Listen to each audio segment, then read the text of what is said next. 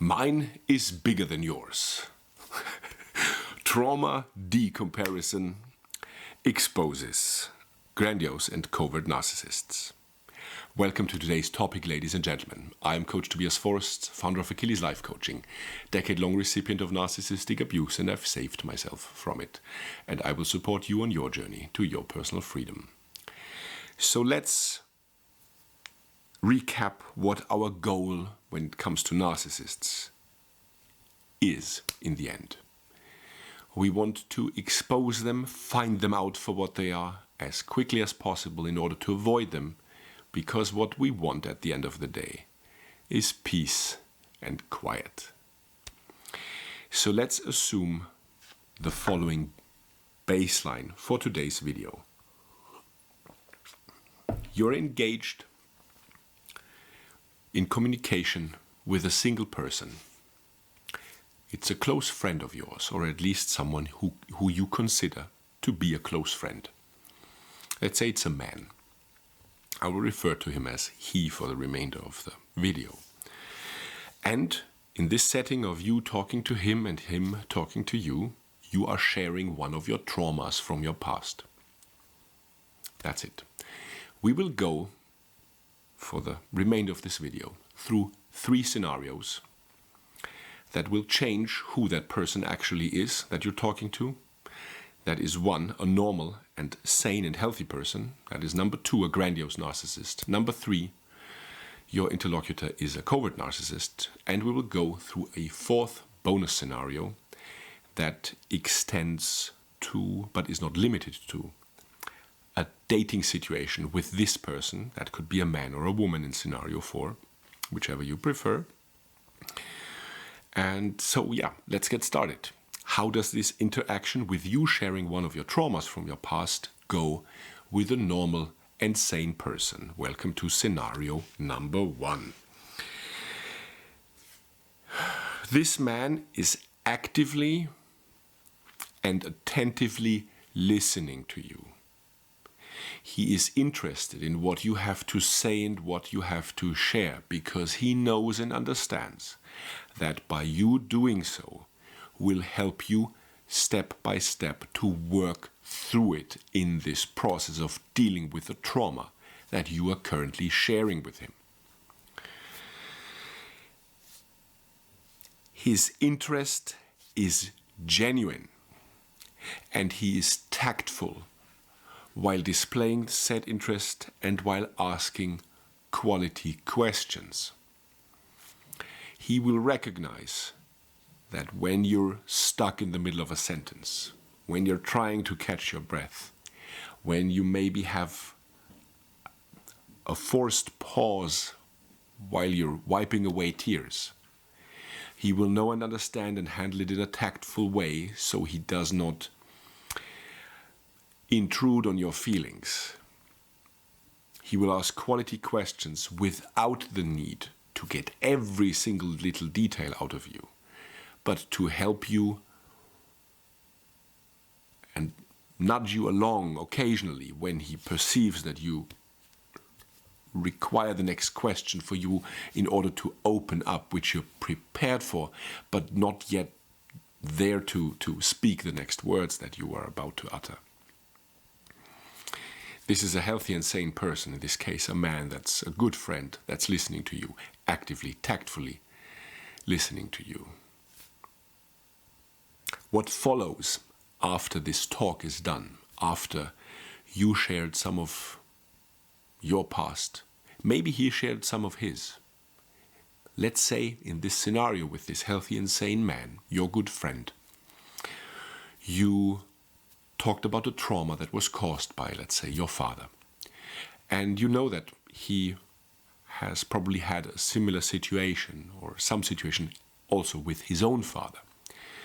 And once you are done, and you're done explaining and elaborating on whatever ails you, you might ask him, how was it with your dad?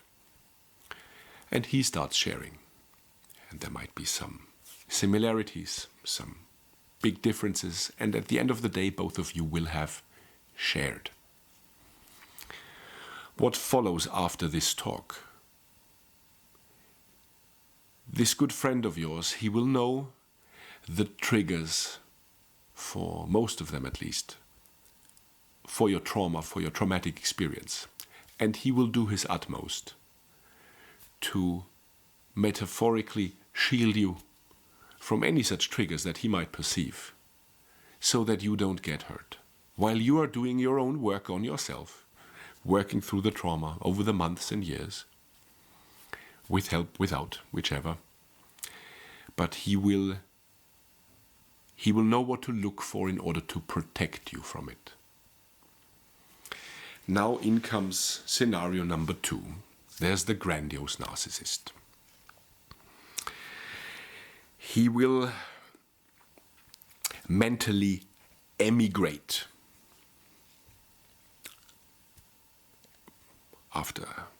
in between, regularly.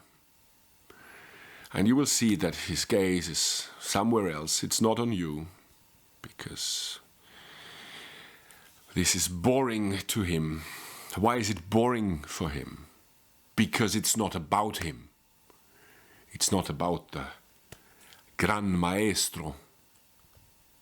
How dare you talk about yourself while you could elevate him? He might even yawn in between. There will be zero empathy for what you have been going through. Absolutely no understanding whatsoever, because they're just incapable of true emotional empathy. Cognitive empathy, learned behavior, yes. The fake stuff. But in here, nothing.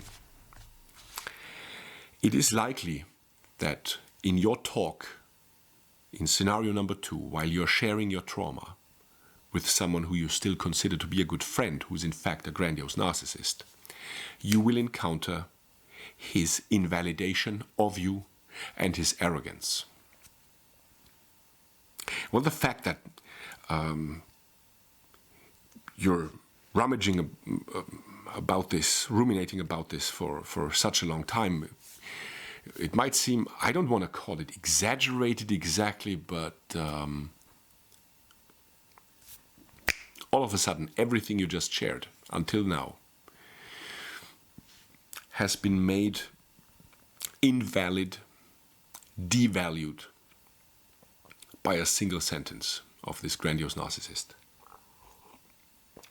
He might even interrupt you in between while you're explaining something, elaborating in detail. He will just slide in there into your sentence. Yeah, I mean, this is all nice and good and it's really very interesting. But what I'm also very interested in is, and what usually follows is, a partial change of subject or a complete change of subject, change of topic. So how does this make you feel, ladies and gentlemen? Confused? Stunned? Silent? You will probably go along with it because you haven't yet differentiated probably between that you don't have to be emotionally open and vulnerable at the same time.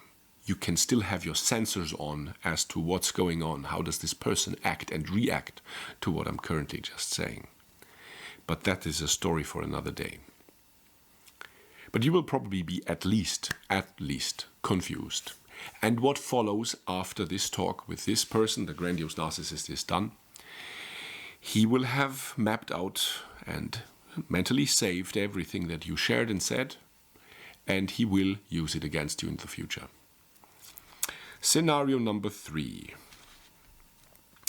The covert narcissist, the little princeling, a very special kind of human plant, if you will. There is an overlap with the behavior that you will encounter, similar, very similar, or equal to the grandiose narcissist. He will emigrate mentally, often and regularly. There might be the occasional yawn, disinterest to sum it up. There will be a lot of disinterest in what you have to share, because again, it's not about the little princeling, the little prince of victimhood. We will go into the specific parts of victimhood mentality in scenario 3 in great detail in a few moments. There will also be zero empathy for what you've been going through. Absolutely nothing. Narcissistic rage is among the possibilities. How your good friend, the covert narcissist, might react toward what you're currently sharing. Let's say you shared about a trauma caused by your father, and you know that for him there was also a trauma caused by his father. Well, with my father it was much more difficult than for you. I don't know what you're complaining about, but with my dad it was this and that. And swoosh, there's the decomparison, the trauma decomparison. His is supposedly bigger than yours. So careful with this bunch, ladies and gentlemen, with this ilk. Why does he probably react or likely react with narcissistic rage? Because his victimhood throne is in danger by what you are saying. Let's go back a bit so I can explain to you what the victimhood throne actually is. If I ask you what you're really good at, you might say IT with certain specifications. It's going to be, let's say, martial arts, and you're quite apt at cooking. Because you put in the time, the blood, toil, sweat and tears, and you've established a certain high level of skill in each of these areas and more.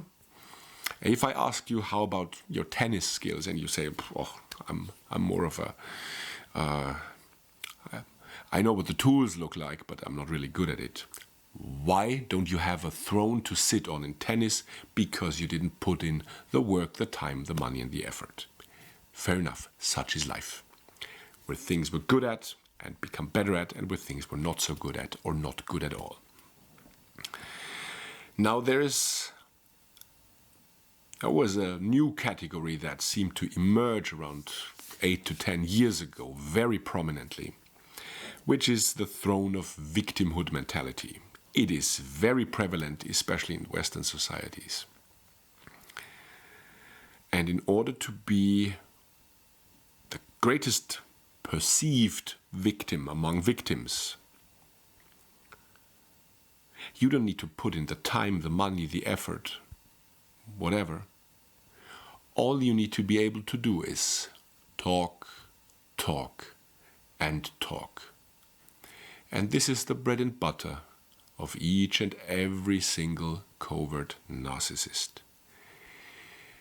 If they're not really good at much in life, they bear the burden of life solemnly, stoically, by just talking about how bad everything is for them, and still they keep going. This is the victimhood throne that they are constructing for themselves. And with us, ladies and gentlemen, returning to scenario number 3, you are sharing one of your traumas with the covert narcissist that you have not yet figured out as such, who you still consider to be a good friend of yours. And you're thinking, why is he all of a sudden angry with me? Because how dare you threaten his victimhood mentality throne by talking about something that you as a child were actually being affected by, let's say, by your father, by psychological abuse.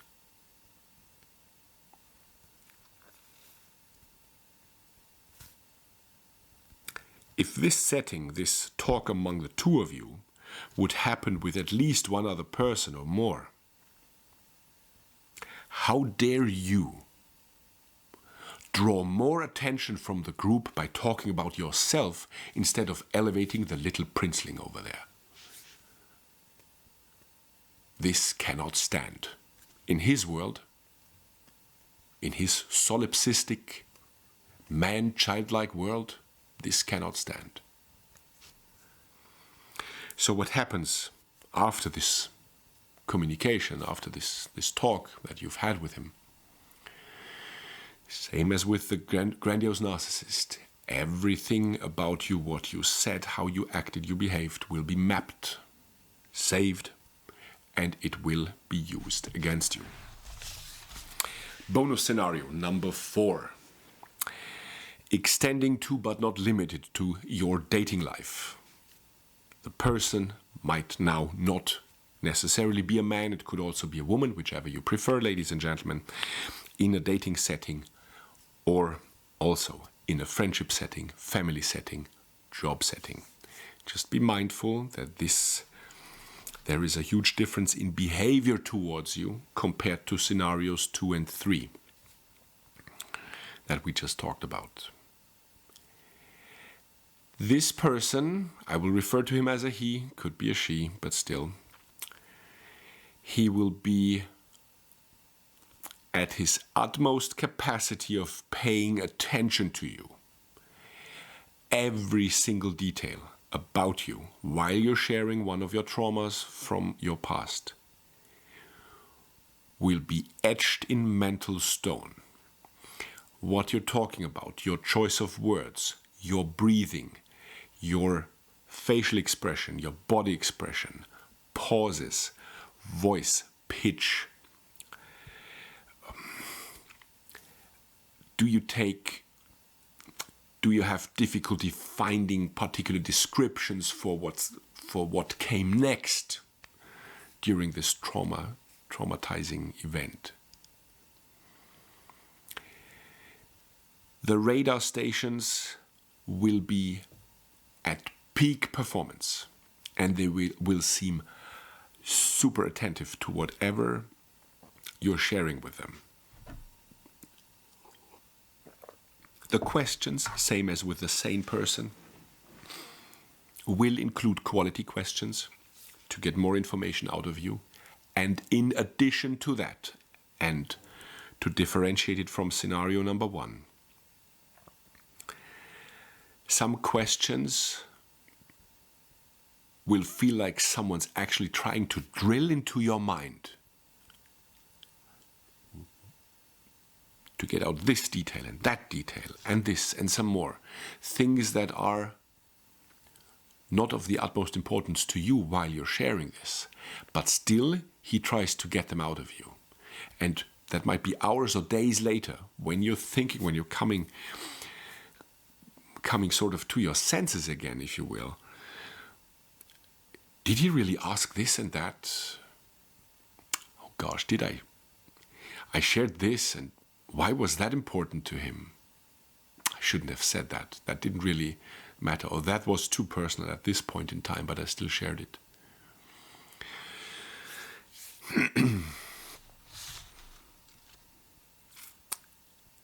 You will be completely made transparent for this particular trauma in your life that you shared. Strategies, he will form strategies in his mind that he will use against you to trigger you if that trauma still has power over you today or tomorrow, in order to make you dance. Because he certainly knows how to domesticate his narcissistic supply cattle. And this is what your role is supposed to be to him. So to sum it up, ladies and gentlemen, the conclusion. Whoever is sitting across from you in this setting,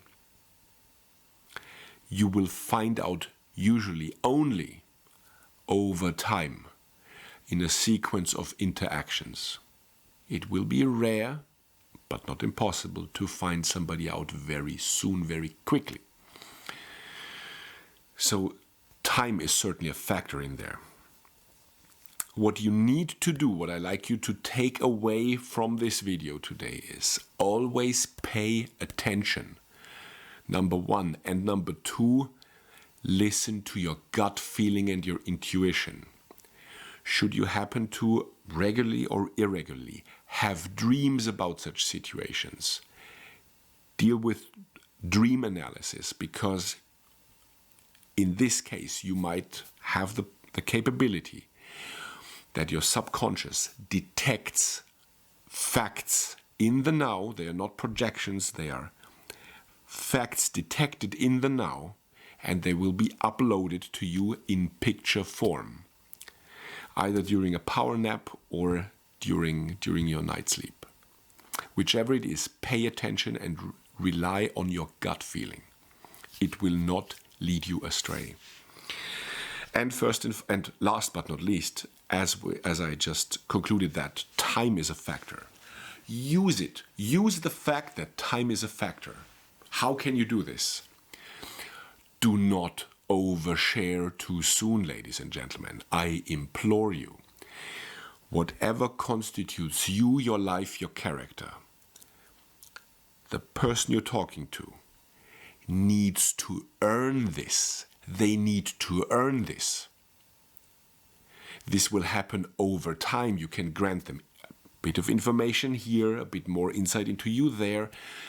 This is supposed to be a ping pong. And when you're pinging 20 balls and nothing's coming back, you're not playing the same game with this guy. So,